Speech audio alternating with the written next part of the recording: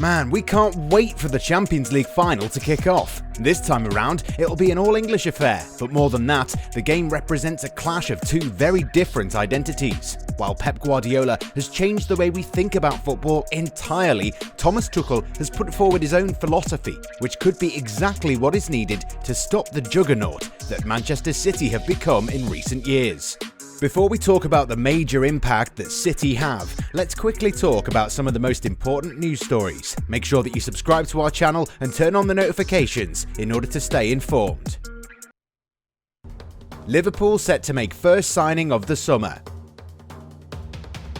Liverpool are reportedly on the verge of signing RB Leipzig centre-back Ibrahima Konate. The Frenchman is widely considered one of the best young defenders in Europe, and after some strong showings for the Germans, is set to further his career in a new environment. The Reds had been monitoring the 22-year-old for a long time, and have apparently agreed to meet his £40 million release clause. The youngster's arrival is definitely going to help Jurgen Klopp ease his team's defensive issues. With no return date set for Virgil van Dijk, a player of Konate's calibre is definitely going to help the Merseysiders make a strong start to the 2021-22 campaign, where they should be aiming to fight for their lost league crown.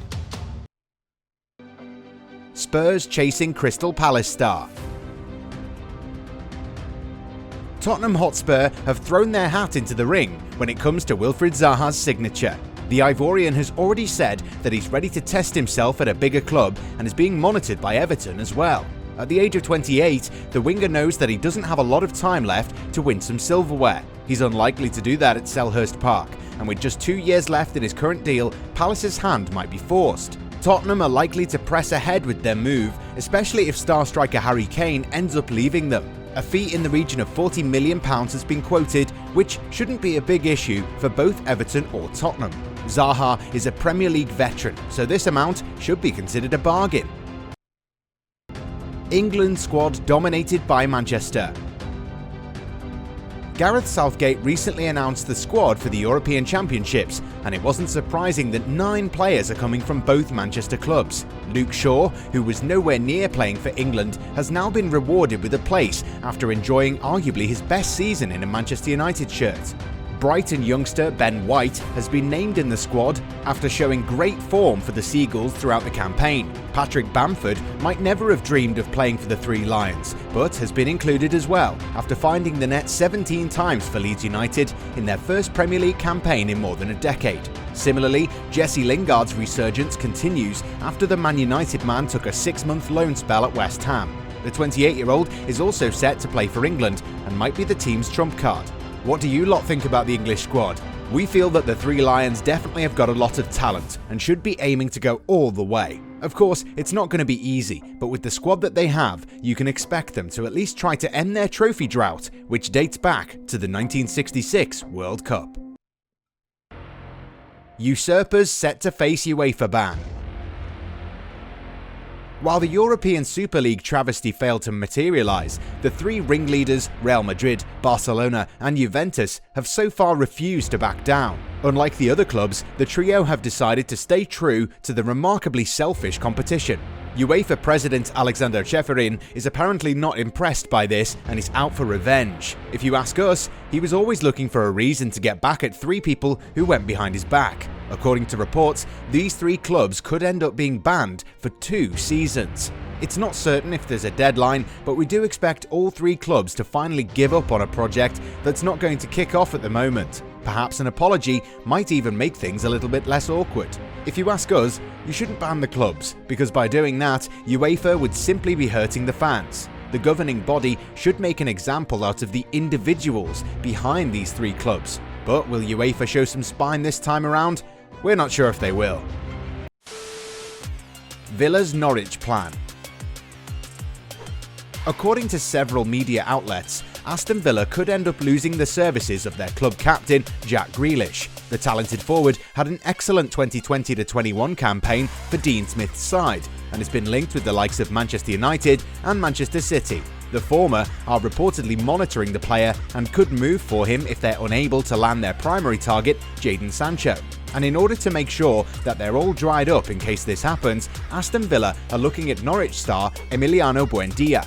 The Argentine was in great form last season and helped the Canaries return to the Premier League. However, the villains will have to fight with Arsenal over the player's signature, so this battle could go down to the wire. Manchester City set for date with destiny.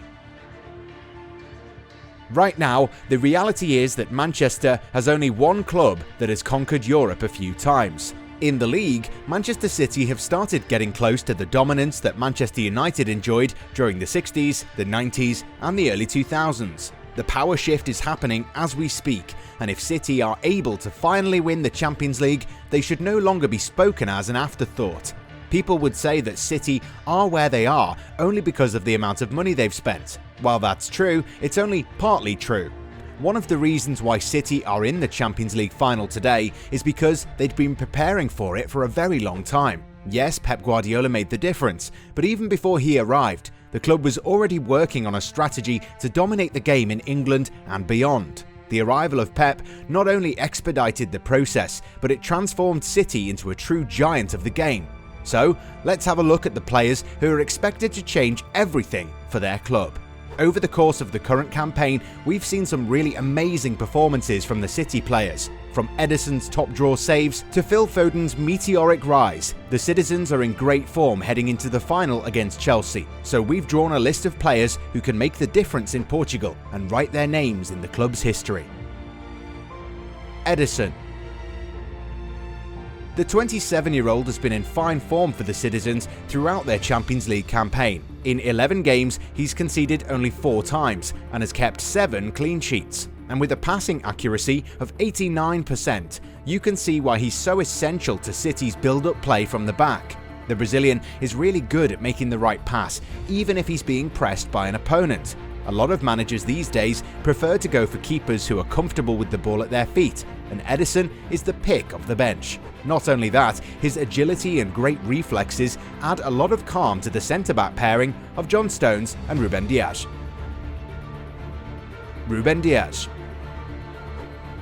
The Portugal international might only have arrived in England last summer, but the manner in which he's gone about his business shows that the 24-year-old was always built for the Premier League. During a successful league campaign, the former Benfica man turned out to be among the best players in the league. Not only is he a difficult man to get past, his ability to score the odd goal and pass the ball around like a proper midfielder makes him so crucial to Guardiola's plans. The game against Chelsea couldn't come soon enough for him, who'd be relishing the prospect of taming the likes of Timo Werner and Mason Mount.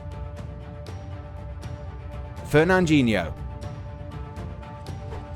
At the age of 36, Fernandinho is nearing the end of his career, and when he does hang up his boots, the Brazilian will go down in history books as one of the club's greatest ever players. While managers at City have come and gone, and so have the players, the veteran midfielder has withstood the test of time. When City had a defensive crisis, he was used as a centre-back. However, it's as a defensive midfielder where he's worth his weight in gold. Fernandinho is unlikely to start the game against Chelsea, with Pep Guardiola set to start with Rodri, but you can expect the club's elderly statesman to be introduced at some point in the game, especially if City end up defending a slim advantage. With him on the field, there's a calm in City's gameplay, and this is why you simply can't plan for a game without the veteran. Riyad Mahrez. The Algerians' brace in the second leg of the Champions League semi-final against Paris Saint-Germain shows that the winger is a treat to watch in big games. Normally, even the best players struggle in big games, but the bigger the spectacle, the better the performance is the mantra by which Mahrez operates. Once destined to remain on the fringes of City, Mahrez is now a player that Guardiola can't afford to leave behind in big games. Moving infield from the right to allow space for a fullback to get forward adds an extra dimension to City's attacks, and you can expect Mahrez to continue doing that to greater effect during the final.